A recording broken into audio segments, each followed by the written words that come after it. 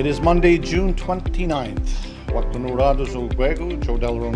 Welcome to the COVID-19 Task Force Daily Update. Today on the program, we'll have Arnold Lazare from the Task Force, and we'd like to start off today's program with the Executive Director of the Kahnawake Memorial Hospital Centre, Lisa Westaway. Lisa? Thank you. Good afternoon. Firstly, on behalf of KMHC, we would like to offer our sincere condolences to the Phillips family on behalf of the passing of Stuart Phillips.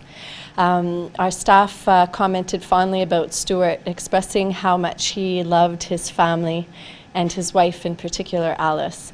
They commented on the fact that every time Alice would leave the room, Stuart would be worried and concerned about her welfare and where she was. These are happy memories that they have of Stuart and Alice together, and we will remember Stuart fondly. I wanted to talk a little bit about some changes that are happening in the healthcare system as we move forward and move towards the loosening up of measures in Quebec in general. And I think that this information is pertinent for the community as a whole. And it's mostly with respect to hospital visits and other appointments.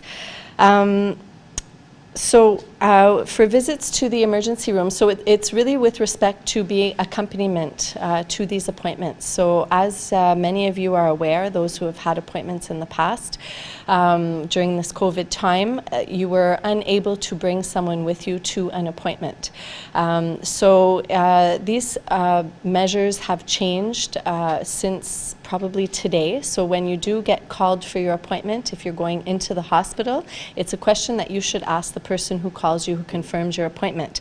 But from the directives that I received from Quebec just today, I wanted to let you know that a visit to a hospital ER, so an emergency room, visits for pediatric oncology, visits for obstetrics and delivery, visits for medical imaging, all are now allowed one person to accompany the patient. In the case of cancer treatment, they're still requesting that only the person who is receiving the cancer treatment present themselves to the hospital. Therefore, in this case, in most cases for cancer treatment, you are not able to bring accompaniment. This brings me to just a reiteration of measures that have been changing over time at the Kahnawake Memorial Hospital Centre. And just an idea that I would like to remind the community about is, in fact, the changing directives. So what we saw, if I go back to March, what we saw was several changes that happened consecutively, day after day after day. This was during the intense phase of the COVID-19 lockdown. We saw that we often had changing directives that came in on a daily basis. And again, this was with respect to the fact that the virus was very relatively unknown, that we were learning every day. And this is the case with the reopening and the loosening of measures as we move forward. So as we make changes over time, as things loosen up within Quebec, within Kahnawake as well, it means changes on a regular basis to how we do things.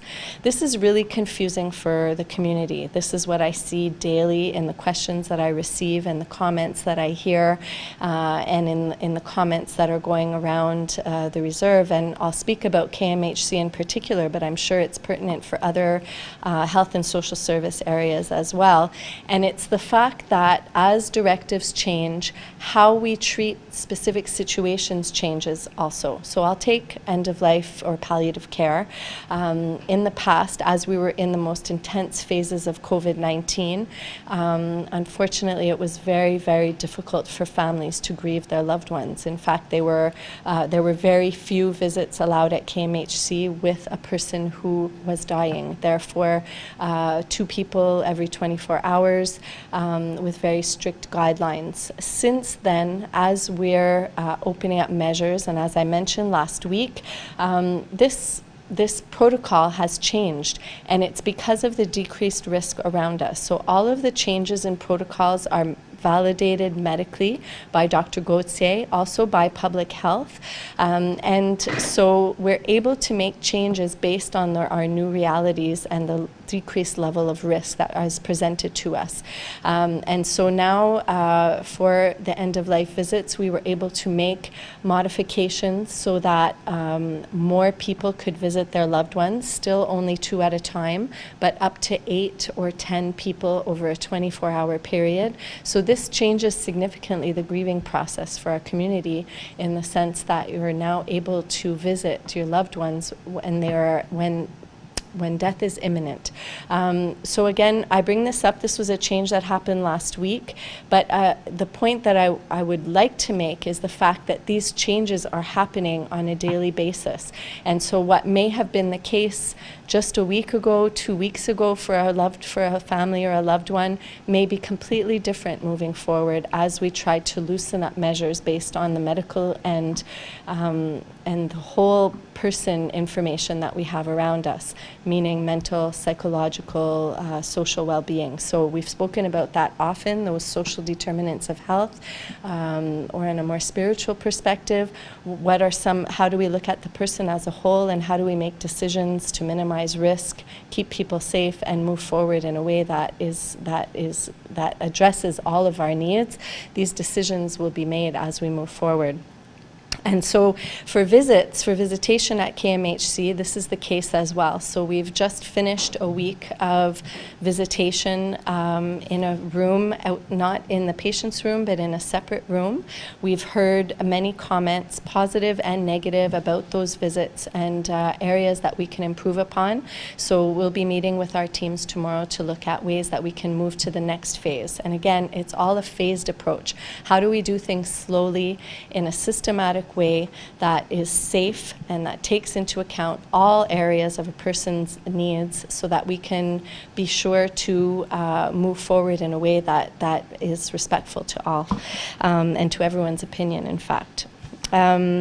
So I'll be speaking more about that as we go on this week. Lastly, I just wanted to talk about the drop-off. So we had mentioned that we would be having by every 2 weeks, we would be having drop-offs for your loved ones, so for residents, again, at the testing site. So the next drop-off will be this Sunday from 10 to 1, and we'll be talking about that again near the end of the week to remind you. So thank you very much.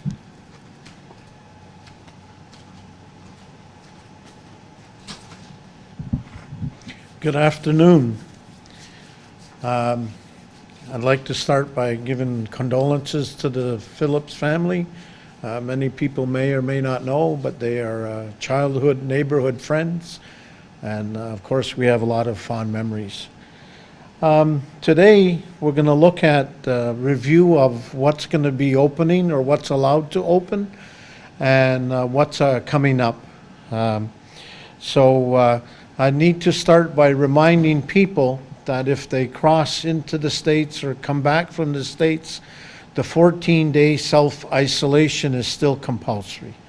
Once again, the United States has been opening up, and we're seeing that the effects are very critical, especially in states like Florida and Texas, where the number of positive cases skyrocket. So we have outdoor and indoor gatherings of up to 10 people in a private residence. This is, once again, the task force is always trying to slowly remove the responsibility and put it back onto the individuals where it belongs. The intent is not to have a house party with more than people that would be there. It's designed to allow families to get together. Having said that, it's not to have 10 people inside and 10 people outside. It's to have 10 people in an area that can be safely have a family day. It's not designed for parties and etc. And the task force is not interested in being the policing agency. So we really need the community members to support that because it's looking out for their own safety. One of the updates that we'd like to note is that the public gatherings of more than 50 people, that's been included indoor gatherings. So that if a venue can host up to 50 people safely, then it should be permitted. Once again, we're looking at removing the responsibility and putting the responsibility into the individuals where it belongs. Now, having said that, there's many venues that would not be able to accommodate more than 50 people. The 50 people is a maximum, and any area has to be inspected so that the appropriate numbers are given. The travel restrictions have been within the country have been pretty much relaxed. And once again, the word there is relaxed. We know that the Maritimes do not want people from Quebec, but people can go west if they choose to. Coming up, we have the dine-in restaurants on July 1st. They'll be permitted to open, once again, provided they have a health inspection. And at this point, we need to remind people that if there is a bar, that section is not to be opened. We're moving things in a step-by-step process. The churches, once again, a maximum of 50 people. Now, that is also dependent on the venue. Some of the venues are much bigger than others, so the inspectors will be able to let people know just how many would be safely allowed. And it's always to protect the people around us. We look at non-contact outdoors organized sports. Once again, baseball and soccer have come up with some plans, and it has to be vetted by each organization and the task force. We don't want to have any spread. We have on July 20th, the tentative opening for bars and indoor gyms. That's going to be a real task, because we need to rethink how we do the normal. So July 20th is the tentative date. Kahnawake is being consistent, and we've always been doing things for the health and safety of everybody, especially the more vulnerable people. So we've been consistent, and we've been fighting, I guess, the outside government's decrees and directives that are sometimes contradictory. And I'll make reference to the last week, the Quebec government said that the green light was given to casinos, but then they didn't give any details. So people hear it and they think, well, this means that the casinos are going to be open. As we dig deeper, we find out that they're looking much longer than perceived, possibly August or maybe even September. So the task force has always been fighting the other directives that come from the outside. We do get a lot of questions at the task force, and some of them are hard questions. Somebody asked us about dating in the community and what were the implications for people. And well, first of all, the task force is not interested in being involved, but there's a lot of factors, and people need to take the personal responsibility. Each person has the individual responsibility to decide who they're going to let inside their 6-foot circle. And they need to make sure that they know the person well. So as usual, they have to reduce the risk. And we're sure that it's a difficult question, but it was asked, and we're sure that many people have that type of question. So to the person that asked me, it's not the answer you wanted, but that's what we're giving. Now, just as a programming note, Kahnawake celebrates July 1st and 4th usually. So this Friday, the 3rd, and Monday the 6th, there'll be no updates live, 911 live updates. And for the following week, the update live will be on Tuesday, July 7th and Thursday, July 9th. Once again, this is an effort to keep the updates relevant. We don't want to just keep giving information over and over for no reason. As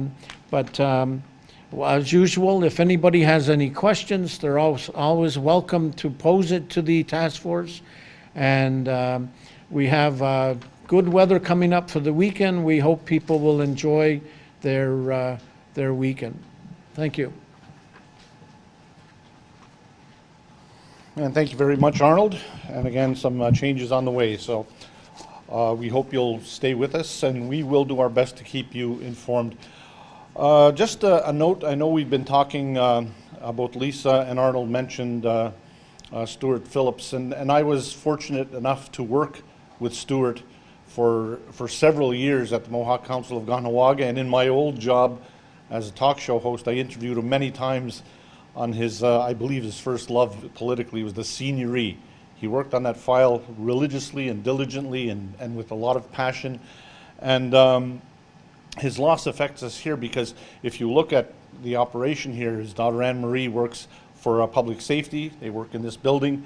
And not only Lloyd, but his entire immediate family all have roles as first responders during this pandemic. We've had his daughters both on this program as well. So I know Lloyd mentioned several times about how difficult it was to not see his parents, and for this to happen during this time, it's tough. So our condolences from everybody here to Lloyd and his family, and that includes the entire Phillips family. So on behalf of us, we'd like to say thanks for watching today, and we'll be back tomorrow with our next COVID-19 task force update.